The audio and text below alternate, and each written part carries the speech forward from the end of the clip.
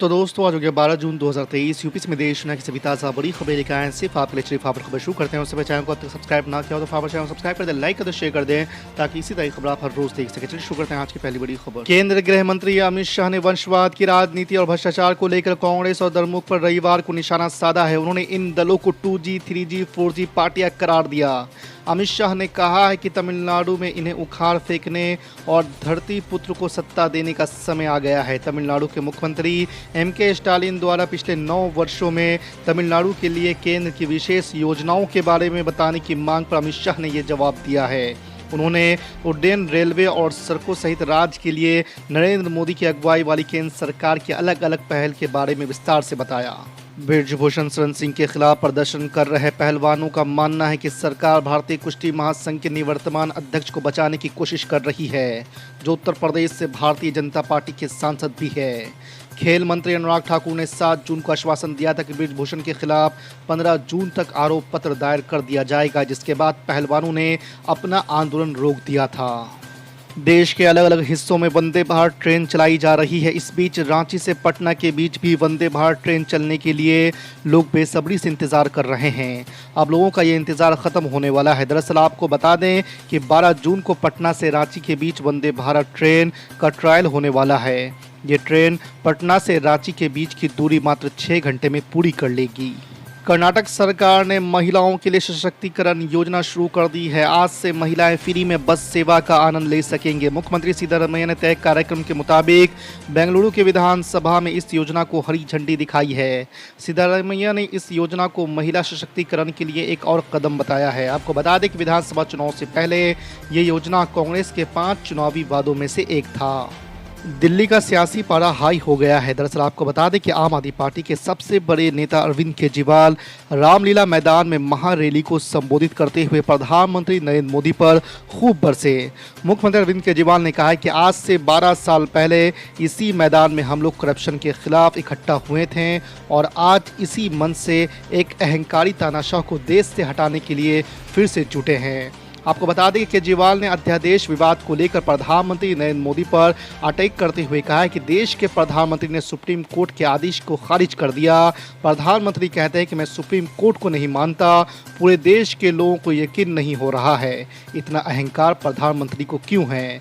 इसी को तानाशाह और हिटलर शाही कहते हैं, ऐसा केजरीवाल का कहना है। उत्तर प्रदेश के मुख्यमंत्री योगी आदित्यनाथ ने चयनित 1442 स्टाफ नर्सों को ज्वाइनिंग लेटर देते समय बड़ा ऐलान किया है। मुख्यमंत्री योगी आदित्यनाथ ने कहा है कि उनकी सरकार हर वर्ष 1 लाख सरकारी नियुक्तियों के साथ निजी क्षेत्रों में 12 से 15 लाख नियुक्ति की संभावनाएं विकसित करेगी।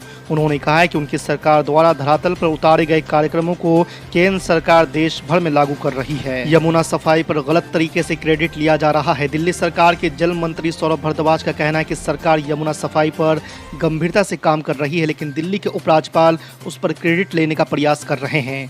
उन्होंने कहा कि अगर दिल्ली की चिंता है तो यमुना सफाई का कोई नया प्रोजेक्ट लाएं और उस पर काम करके दिखाएं, क्योंकि अभी जिन प्रोजेक्ट पर क्रेडिट लेने का प्रयास किया जा रहा है वो दिल्ली सरकार लेकर आई है, जिसमें यमुना सफाई को लेकर 6 अहम बिंदुओं पर निरंतर काम चल रहा है।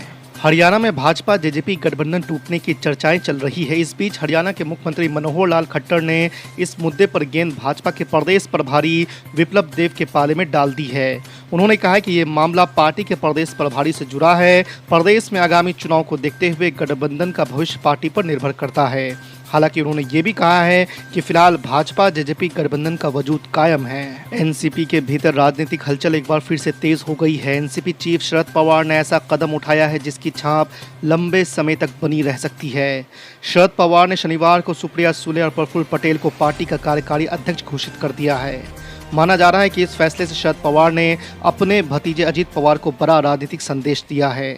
ये इसलिए भी बेहद अहम हो जाता है कि बीते दिनों अजीत पवार कई बार अपनी बदली चाल दिखा चुके हैं। ऐसे में एनसीपी अध्यक्ष के फैसले को बड़े पॉलिटिकल कैनवस पर देखा जा रहा है।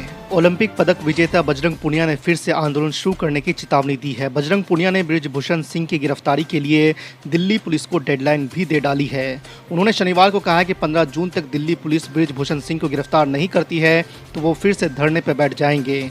वहीं साक्षी मलिक ने भी कहा है कि पहलवान इस मामले की जांच पूरी होने के बाद ही एशियन गेम्स में हिस्सा लेंगे। किताबों से हटेगा आरएसएस संस्थापक हेडग्वार पर लिखा अध्याय। कर्नाटक में भिड़े भाजपा और कांग्रेस। जी आपको बता दें कि कर्नाटक में भाजपा के सत्ता में रहने के दौरान स्कूल के पाठ्य पुस्तकों में किए गए सभी बदलावों को वापस लिया जा सकता है। इस संबंध में कर्नाटक सरकार के एक प्रस्ताव को लेकर कांग्रेस और भाजपा के बीच वाक्य युद्ध छिड़ गया है। हालांकि राज्य सरकार द्वारा कोई विवरण साझा नहीं किया गया है, लेकिन रिपोर्टों में दावा किया जा रहा है कि प्रस्ताव में आरएसएस के संस्थापक हेडग्वार पर लिखा अध्याय हटाया जा सकता है। केंद्रीय मंत्री और भारतीय जनता पार्टी के दिग्गज नेता गिरिराज सिंह ने नाथूराम गोडसे को भारत का सपूत कहा है। उन्होंने कहा कि अगर गांधी की हत्यारा है तो गोडसे भारत के सपूत भी है। वो भारत में ही पैदा हुए थे। वो औरंगजेब और बाबर की तरह आक्रांता नहीं है।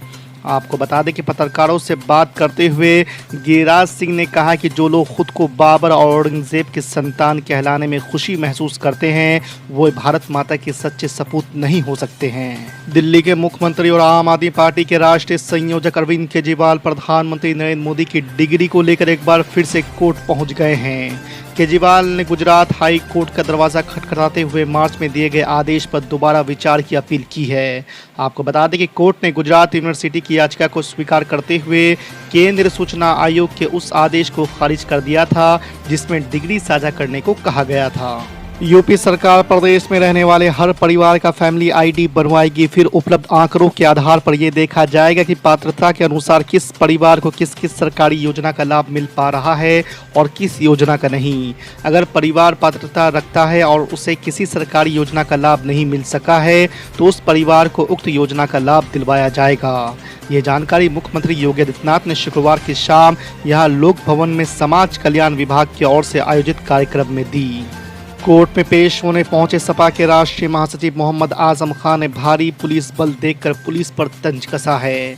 भारी भरकम सुरक्षा के बीच जब वो कोर्ट परिसर में एंट्री कर रहे थे तब ड्यूटी पर मौजूद पुलिस कर्मियों ने उन्हें गेट पर बने स्कैनर रूम से निकलने को कहा। इस पर सपा नेता ने पुलिस पर तंज कसा। आजम खान बोले, आप तो मरवा ही देंगे, आप ही लोग मरवाते हैं। जन स्वराज के संस्थापक प्रशांत किशोर ने एक बार फिर से डिप्टी सीएम तेजस्वी यादव पर निशाना साधा है। उन्होंने तेजस्वी यादव पर राज्य की जनता के मुद्दों की अनदेखी करने का आरोप लगाया है और कहा है कि वो मुद्दों से लोगों को भटकाने की कोशिश करते हैं। बिहार की जनता रोजगार पर किए वादों के बारे में पूछती है तो तेजस्वी यादव कहते हैं कि भाजपा को रोको। नई संसद में अखंड भारत के मैप को देखकर बौखला गया पड़ोसी, लेकर आ गया ग्रेटर नेपाल का नक्शा। जी आपको बता दें कि देश की नई संसद में अखंड भारत का मैप लगाए जाने की वजह से पाकिस्तान, नेपाल समेत कई पड़ोसी देश बौखला गए हैं। वहां के कई नेताओं को मिर्ची लगी हुई है। नेपाल में भी अखंड भारत के मैप पर बवाल जारी है। भारत दौरे से वापस लौटे नेपाल के पीएम प्रचंड को सफाई तक देनी पड़ गई है। अब इसी बौखलाहट में नेपाल ने एक ग्रेटर नेपाल का मैप जारी किया है। आपको बता दें कि यह मैप काठमांडू मेयर बालेंद्र शाह की ओर से आया है। हिमाचल प्रदेश और कर्नाटक के विधानसभा चुनाव में जीत हासिल करने के बाद कांग्रेस अब बड़े मिशन में जुट गई है। इसकी शुरुआत इसी साल के आखिर तक होने वाले मध्य प्रदेश, राजस्थान और छत्तीसगढ़ के चुनाव से होगी।